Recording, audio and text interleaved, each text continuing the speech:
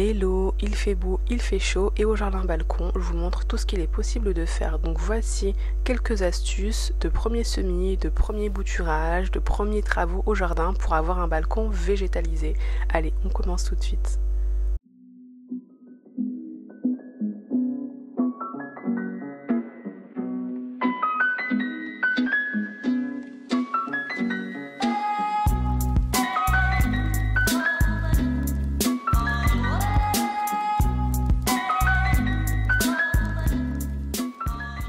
Et bonjour, alors pour une fois commençons par l'arrière-cour, c'est-à-dire par la cuisine. Donc vous êtes bien sur la chaîne d'Atelier 316, habiter l'intérieur, et là vous le voyez très bien, vivre l'extérieur. Et je commence avec cet aménagement. Et voilà, du côté de la cuisine, ce que ça donne, les capucines. Donc là les chenilles se sont invitées, je ne sais pas comment elles sont venues, comment elles ont grimpé jusqu'ici, mais en tout cas, elles sont en train de manger toutes les feuilles de capucines. J'espère que ça ne sera pas trop dérangeant, sachant qu'elles sont aussi là au taquet la nuit. Donc les capucines, c'est vraiment une plante facile à faire germer, à faire pousser. Elle est à la fois ornementale, donc elle est très jolie, je la fais grimper sur des tuteurs et surtout c'est un bon attrape-puceron pour les détourner, d'avoir envie de manger vos plantes comestibles, plantes tomates, plantes poivrons, fraises. Et on se demande qui est la star de la cuisine, moi ou les capucines. Bien évidemment la réponse c'est les capucines. Donc du côté des inter-étages, car oui j'ai un petit peu aménagé ces petites parties communes qui sont entre les étages, les différents paliers. Au premier étage, donc nous avons une potée, une jardinière comestible. Il y a des fougères, il y a des hostas et il y a de l'ortie. Ce sont toutes des variétés qui ne sont pas toxiques et au contraire qui sont consommables. Ça ne veut pas dire que je vais manger ça à la place de la salade, mais ça veut dire qu'on ne sait jamais. Et vraiment les orties, ayez-en, on va en faire du purin et aussi des décoctions pour les cheveux beaucoup plus tard. Donc en bas, très facile à faire, ce sont les chlorophytum. Je vous renvoie à cette vidéo pour les chlorophytum à en avoir facilement. C'est très simple, c'est ornemental. Là nous sommes au deuxième étage, donc vraiment avec les oxalis, c'est une plante très simple, très facile d'entretien et surtout très belle, très graphique. Regardez-moi ces papillons végétaux. Juste à côté on a la misère. On a également donc deux petites pousses, normalement ce sont des futurs fraisiers et là nous avons eu des bulbes qui ont poussé, le calathée au milieu et on n'enlève pas les bulbes, on va les laisser parce que l'année prochaine ils vont refleurir, même si la floraison est beaucoup plus lente. Donc là très facile à faire, fais-le dès aujourd'hui, c'est tout simplement bouturage de misère pour multiplier les misères. Donc tu les récupères, tu coupes délicatement des tiges, il faudrait au minimum 1 cm de tige et puis ensuite tu vas les mettre dans de l'eau, soit qui a été chauffée préalablement pour enlever le chlore de l'eau du robinet, soit dans de l'eau déminéralisée.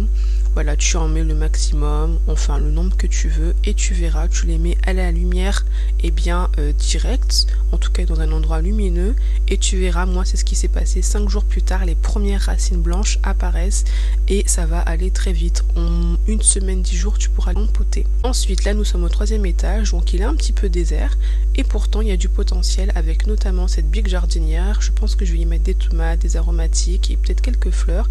Et là nous avons aussi normalement des plants, des jeunes plants de fraisier, donc j'ai hâte et c'est marrant, on voit vraiment qu'ils cherchent le soleil. Les autres sont complètement secs mais il y a encore des travaux à faire et je vous montre très vite ce qui va se faire. Du côté de la rue principale, donc du côté du jardin balcon principal, donc de ma chambre, voici ce qui se passe. Alors le narcisse qui a bien évidemment poussé, les plantes de panda qui ont eu leurs premières fleurs ou encore le poivron.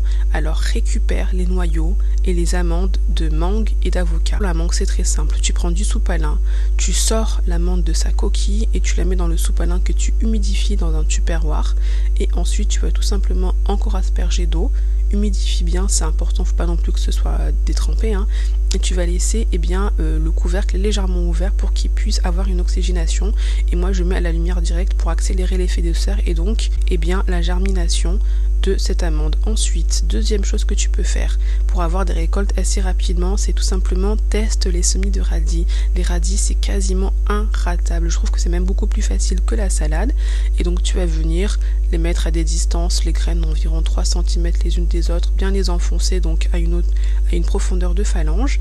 Et là ce que j'ai fait, un semis donc de pommier qui a réussi, pour l'instant il est en bonne santé, contrairement à celui qui derrière il est un peu trop rouge, donc je pense qu'il a reçu soit trop d'azote, soit il est trop fatigué, je ne sais pas.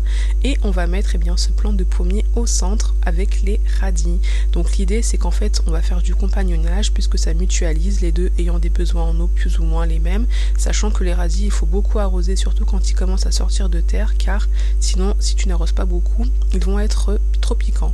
Alors là vous avez vu brièvement un jeune citronnier que je vais devoir enlever parce qu'il était complètement asséché. Donc voilà, les racines sont incroyablement longues, au moins facilement 50 cm, mais par contre on va mettre dans ce pot de nouveaux semis. Donc je ne sais pas encore, probablement pas un agrume parce qu'on va faire de la rotation, mais parmi tous ces semis que vous voyez dans des barquettes, il va avoir un futur plant, un futur arbre que je vais mettre à l'intérieur, et bien évidemment avec d'autres cultures comme la tomate, des aubergines, etc. Toujours du compagnonnage, toujours mutualiser les espaces. Donc d'ailleurs vous voyez, j'ai énormément fait de semis cette année. Alors pas de semis direct mais de semis en pot parce que c'est ce que je trouve que c'est beaucoup plus facile. Et vous voyez aussi une autre idée de ce que vous pouvez faire, c'est un jardin vertical. Donc ici c'est un fraisier qui prend vraiment de l'ampleur. Alors du côté du salon, voici un truc de fou qui s'est passé cette année, c'est tout simplement des semis de la propagation spontanée de pissenlit. Moi je n'ai rien demandé, ce sont eux qui sont venus avec le vent. Donc ces espèces de graines, c'est comme ça que ça pousse les pissenlits, il y en a partout. Là vous avez vu un jeune plant de tomates et là de la capucine, et ce que vous voyez dressé ce sont des futurs épis de blé. Donc il y aura aussi de nouvelles choses dans ce pot, mais en attendant voici comment j'aménage l'espace salon. Je reviens du côté de ma chambre, donc de l'espace principal, vous voyez ce qu'il est possible de faire.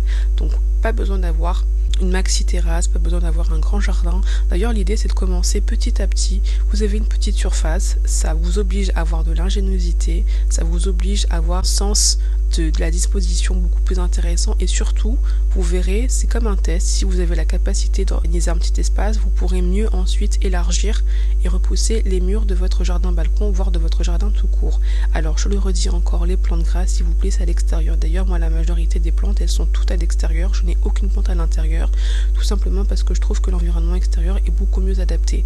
Pour moi une plante à l'intérieur c'est un peu comme un animal en cage, souvent il survit plus qu'il vit, à moins d'avoir une super luminosité et une bonne hygrométrie ambiante, sinon c'est un peu la catastrophe. Donc si vous avez un appartement qui est sombre ou qui est pas très bien ventilé, essayez de favoriser les extérieurs, ou vous créez vraiment une petite forêt à l'intérieur avec beaucoup de plantes. Donc vous voyez l'envers du décor, il y a aussi un petit peu de bazar à ranger, sachant que là il y a une petite station de compostage qui est en train d'accueillir des pots et c'est pas très bon.